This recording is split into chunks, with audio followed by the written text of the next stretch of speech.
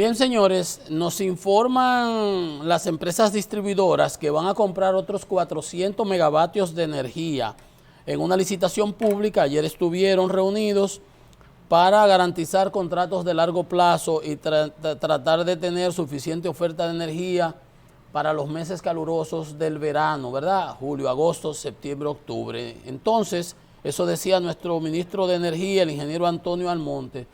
Miren, hay unos índices, la Superintendencia de Electricidad trabaja unos índices que son de indicadores de calidad de las distribuidoras, donde se establecen la frecuencia de las interrupciones, el promedio mensual de la duración de los apagones, etcétera, etcétera. Por ejemplo, en enero de 2022 ahora, esos índices tenemos que el promedio mensual de interrupciones de Edenorte fue de 16.67 en Edenorte, 7.15 interrupciones en Edesur y 10.83 interrupciones en Edeeste. O sea que en Edenorte tuvimos más interrupciones que en las otras distribuidoras, promedio mensual. El índice de duración de las interrupciones, que es algo que también se mide por parte de la Superintendencia de Electricidad, nos indica que Edenorte tuvo un promedio de interrupción, la duración de los apagones, para ponerlo en blanco y negro, de 6.94 horas en el mes, promedio. Edesur tuvo 7.39 horas de apagones en el mes y Edeeste 7.92 horas, casi 8 horas de apagones en el mes tuvo Edeeste, el que más interrupciones tuvo, las que duraron más. Por otro lado, están los indicadores, el suministro, la disponibilidad bastante elevada, 99, 98%, y la indisponibilidad de servicio prácticamente de un 1%. Eso es equivalente a las horas de interrupciones que vimos ahí. Entonces, importante esos indicadores porque nos dan una muestra de la calidad del servicio que están dando las distribuidoras.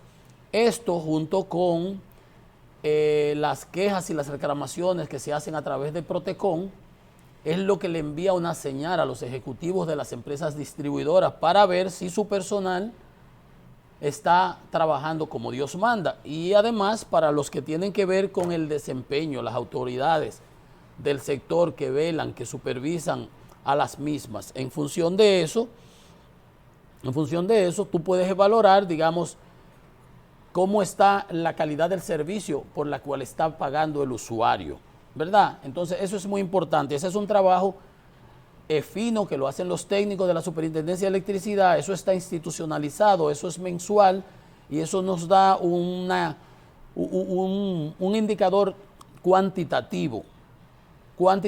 Interrupciones, la duración de las interrupciones, el promedio de las mismas, el suministro, la cantidad de la indisponibilidad, el tiempo, porcentaje de indisponibilidad que las distribuidoras tienen, porque es un servicio público y usted paga por ella. Entonces les decía que eso junto a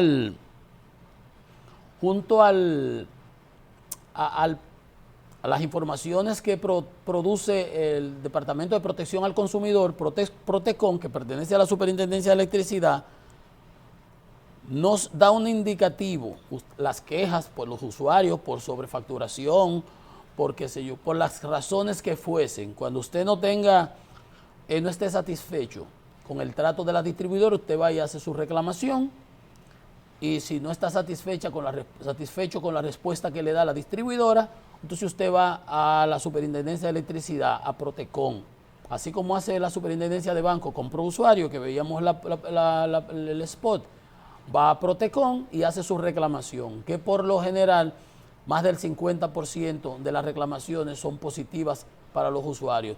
Entonces, eso le manda una señal a la gerencia, tanto de los bancos como de las distribuidoras en este caso, de cómo está trabajando su personal en ese sentido. Eso está muy bien. Miren, les he venido advirtiendo de manera constante en relación a la realidad que tenemos. Nosotros tenemos un 62% de la deuda con relación al producto. debemos, pero tenemos como 49.000 millones de dólares que debemos emitidos. Y anteriormente, en la época del gobierno del presidente Mejía, 2000, 2004, el perfil de la deuda externa nuestra era una deuda multilateral, fundamentalmente con el Banco Mundial, con el BID, con el Fondo Monetario, con la OPEP y con países bilaterales. La AIDE, la Agencia de Cooperación Alemana, francesa, la JICA, etc.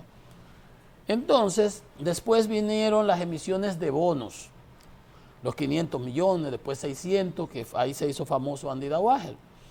Después los gobiernos ya estamos operando en un mercado abierto de financiamiento y han seguido apelando a la emisión de documentos de deuda que han ido en función de nuestro perfil, que ha ido mejorando, y nuestra calidad y la sostenibilidad de nuestra economía, la estabilidad macroeconómica, el bajo nivel de inflación, el crecimiento, la generación de divisas, nuestra estabilidad de nuestra moneda, pues ha ido disminuyendo el perfil de riesgo y ha disminuido la tasa de interés que pagamos, porque hay una relación directa entre el riesgo y las tasas y el costo del dinero, de lo que te cuesta financiarte.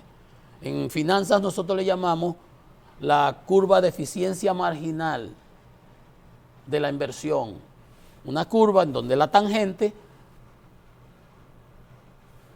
establece que para un determinado nivel de riesgo usted tiene un determinado nivel debe tener un determinado nivel de rentabilidad. Por ejemplo, si usted tiene riesgo de 10 para un índice cualquiera, pongámoslo, y su tasa de interés debe ser, vamos a suponer, de 5, vamos a ponerlo así. Si alguien tuviera un riesgo de 15, su tasa de interés en lugar de 5, pues debiera ser, vamos a decir, 7 u 8. Y lo contrario también, si en lugar de 10 tuviera un riesgo de 5, pues esa tasa de interés que para 10 era 5, pues pudiera ser 2.5. O sea que a mayor nivel de riesgo, mayor nivel de costo del financiamiento para usted. Por eso cuando las economías colapsan, Grecia, Italia, Argentina, cuando son grandes, los mercados se ponen en pánico porque pueden haber corridas bancarias, tienen inversiones en muchísimas fondos de inversiones, fondos de pensiones, banca de inversión, etcétera, tiene inversiones en esos documentos de deuda y se arma un lío a nivel internacional. Por eso es que yo advierto acá a nosotros que no podemos seguir endeudándonos tan alegremente, porque ahí viene un incremento del tipo de interés ahora en marzo. Ayer veíamos la opinión del consejero, el miembro de del Comité de Mercado Abierto de los Estados Unidos, de la Reserva Federal, el presidente de la Reserva Federal de San Luis, que aspiraba que hubiera un incremento por lo menos de un 1% ya a julio.